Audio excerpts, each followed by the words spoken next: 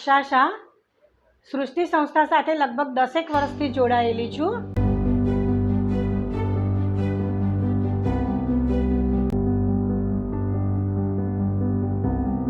આ વખતે મેં જે બનાવ્યો છે જવ, જુવાર અને રાગીના લોટનો સૂપ. આ એક એવી વાનગી છે કે જે વન પોટમાં હોલ મીલ મળી જાય છે. કોર્ન, મટર અને ફ્રેન્ચ બીન્સ છે. 3 કલરના બેલ પેપર છે, રેડ, યલો અને ગ્રીન, અને સ્પિનાચ છે પાર બોઇલ કરેલી. આ બધી જ વસ્તુને આપણે ગાયના ઘીમાં સાંતળીને પછી તેની અંદર આ 3 લોટ, જવ, રાગી અને જુવારનો લોટ છે તે પણ એની અંદર શેકી લઈશું.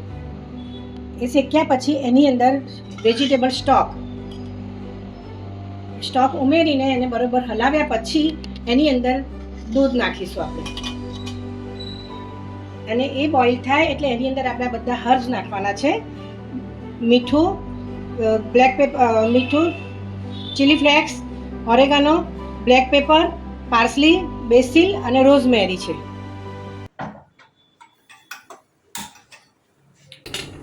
આપણે આમાં ગાયનું ઘી નાખીશું.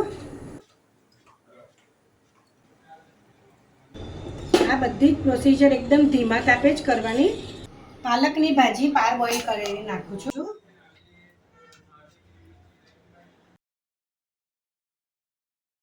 એમાં વેજીટેબલ મિક્સ નાખું છું. કોર્ન, મટર અને ફ્રેન્ચ બીન્સ છે. હવે આપણે આમાં 3 કલરના બેલ પેપર નાખીશું.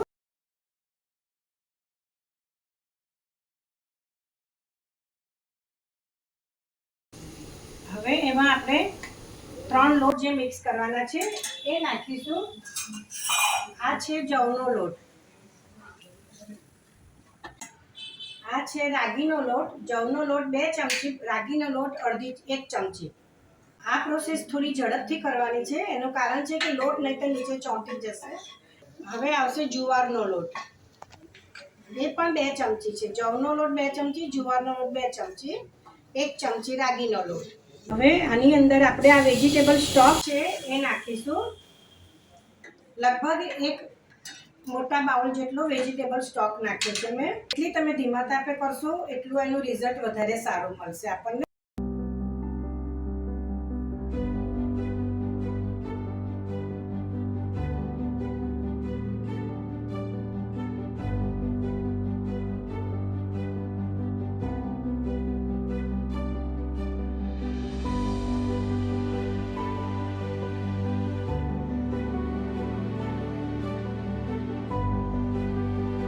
હવે આપણો સૂપ તૈયાર થઈ ગયો છે.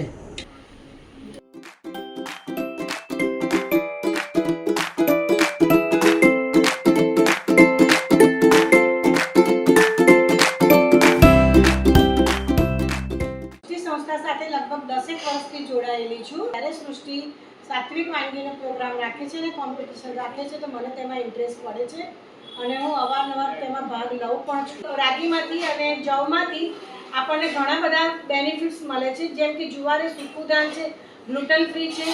જવ એ બાર્લીની જેમ યુરિનનો જેને પ્રોબ્લેમ હોય, પથરી હોય કે યુરિન જેનો રોકાઈને આવતો હોય તો જવ એ ખૂબ જ ઔષધિ રૂપ છે. જુવાર એ આપણું કોલેસ્ટ્રોલ મેન્ટેન રાખે છે, એ ફાઇબર છે અને ગ્લુટન ફ્રી ખોરાક છે, ગ્રેઇન છે. અને જવ, તો જવની અંદર એક પ્રકારનું ગુણ છે કે ફાઇબરનું પ્રમાણમાં સારા પ્રમાણમાં રહેલું છે, જેથી આપણી કબજિયાતની સમસ્યાઓ હંમેશા દૂર રહે છે. દૂધની અંદરથી આપણને કેલ્શિયમ અને પ્રોટીન સારા પ્રમાણમાં મળી રહે છે.